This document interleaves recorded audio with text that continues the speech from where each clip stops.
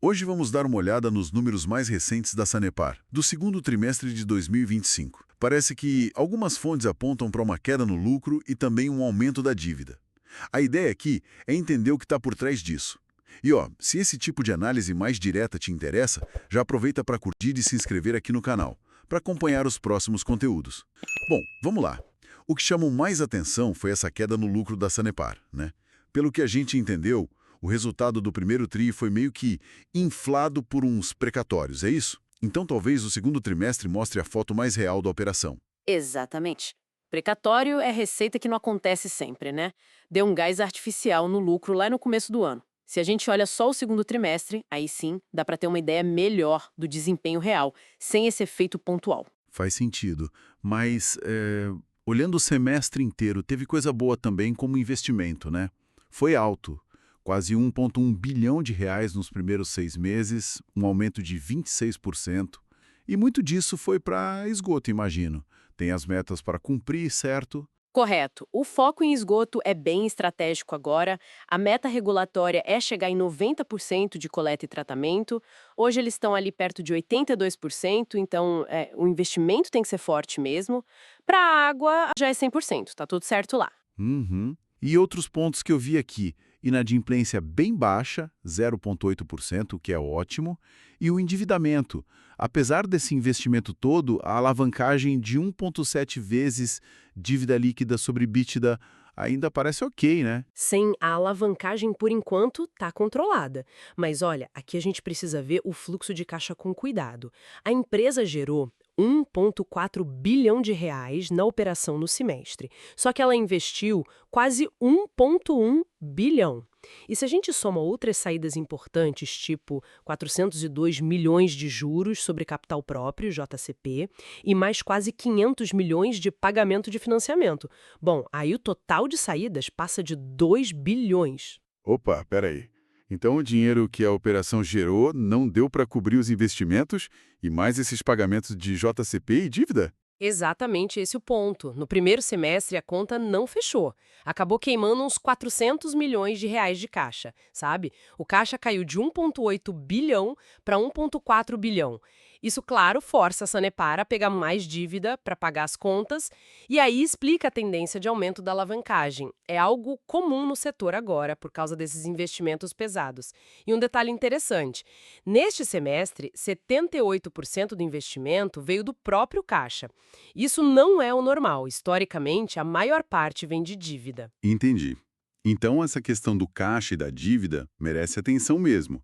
E como foi o desempenho operacional? Volume, receita? Olha, o volume faturado cresceu pouco.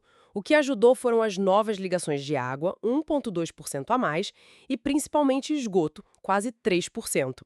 E também os reajustes anuais de tarifa, né? Que geralmente acompanham a inflação.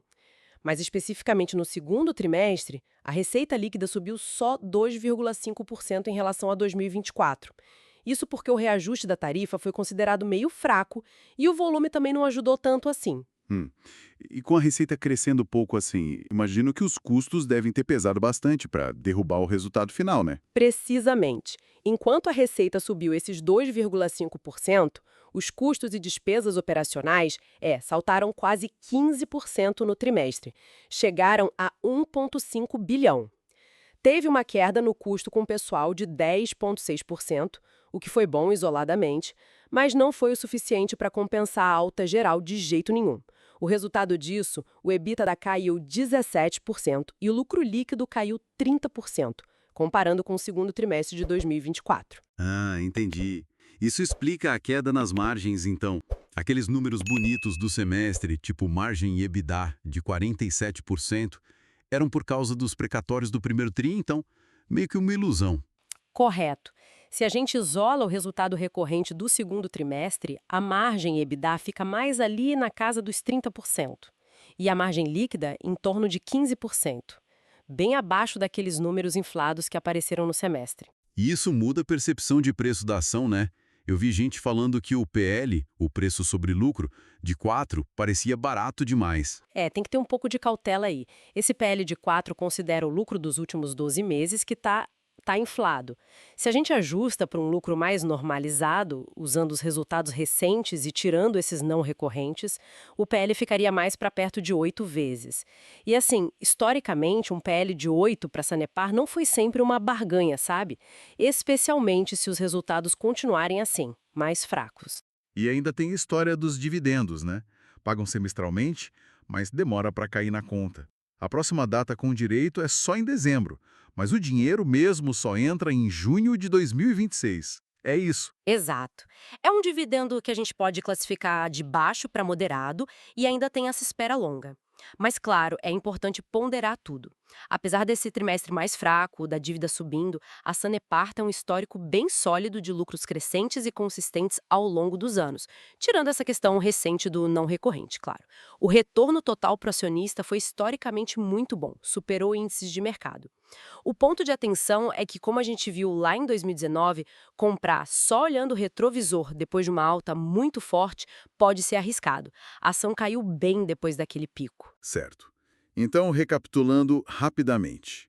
A gente viu a queda no lucro da Sanepar no segundo trimestre de 2025, foi puxada pelo aumento forte dos custos, enquanto a receita ficou meio parada. A dívida está subindo para bancar os investimentos grandes, principalmente em esgoto. O PL ajustado fica mais perto de 8 e os dividendos demoram para chegar. Por outro lado, tem o histórico sólido e a inadimplência baixa. É. A reflexão que fica, talvez, é sobre esse equilíbrio bem delicado que a empresa tem que fazer. De um lado, a necessidade de investir muito, por causa da regulação e para crescer. Do outro, o impacto disso na dívida e nos resultados de curto prazo. É uma dinâmica bem típica de empresas de saneamento, de infraestrutura. E para quem está ouvindo, qual o impacto que esses altos investimentos podem ter na dívida e nos resultados futuros da Sanepar?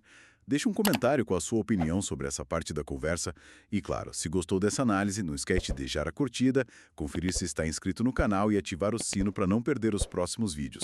Lembrando, este conteúdo não é uma recomendação de investimentos. Um abraço e até a próxima!